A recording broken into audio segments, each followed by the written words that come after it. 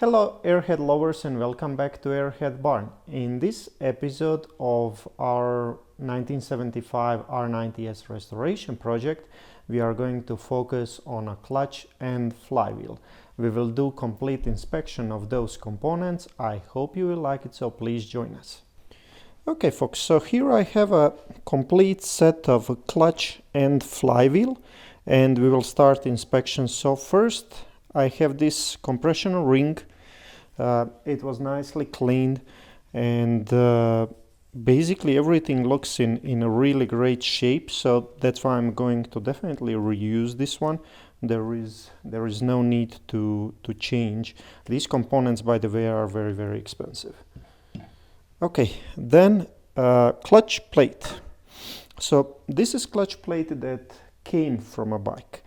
And this one was actually way overdue for the replacement. So if I take a measurement of a thickness of this one, it comes to 3.2 millimeters. The minimum thickness of a clutch plate is 4.5, where new ones are running between 575 and 6.25 millimeters. So basically this clutch plate needed to be replaced long time ago. I'm really glad actually that it didn't cause any damage to the other components. Here I have a new clutch plate, and as we can see, this one is running basically at like 6 millimeters thickness, so it's definitely within spec of a new clutch, actually right in the middle. New one is 575 to 625, this one is 6 millimeters, and this is what we are going to use. Alright, now we have a pressure plate here, again nicely cleaned. Everything looks in terrific condition. No need to throw this one out. If you want to buy a complete kit, that will cost you around 400 bucks. Here you can actually replace just a clutch plate, because that one is the one that wears most of the old components. But better inspect other components. You know, if you have a lot of high spots, if things were not wearing even, then you will need to replace other parts as well. In this case I don't need to do that. I'm very glad actually for that. Okay, and next thing is our diaphragm or a spring, and this one again looks really good. What you want to check here when inspecting it, that all fingers are, you know, basically in the same level.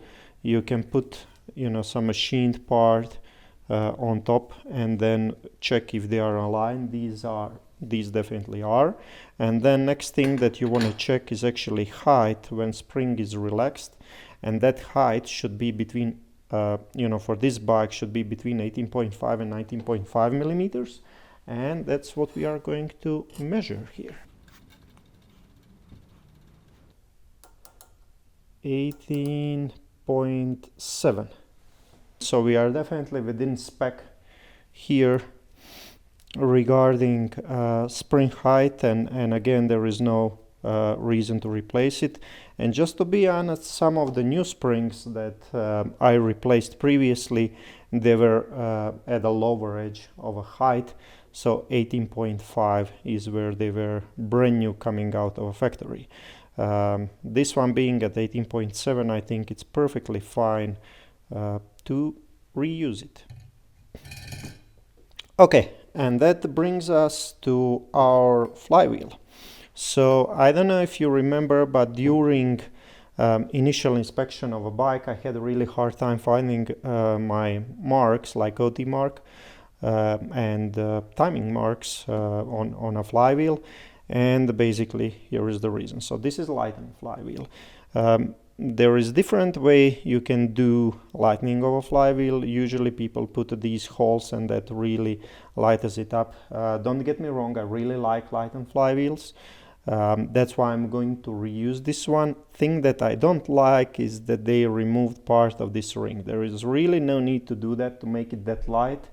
At this point, I'm not going to buy another flywheel. I'm going to reuse this one, but I would like that these were not cut out. It is what it is, and we are going to end up using this one. So what I did is basically mark a bit better my markings. They were all covered in grease and grime, so it was impossible to see them. The only marking that was visible is actually F for dynamic timing, and now I marked clearly S and OT as well. Not sure for how long it's going to last, but basically as long as our rear main seal is good, it will be visible. Also, I deburred all our teeth, which got some of the rough edges when engaging with starter motor. I did that basically on both sides, cleaned everything up, and now it's ready to go back on a bike. Okay folks, that's it regarding our inspection of a clutch and flywheel. I hope you find this useful, and thank you for watching. See you some next time.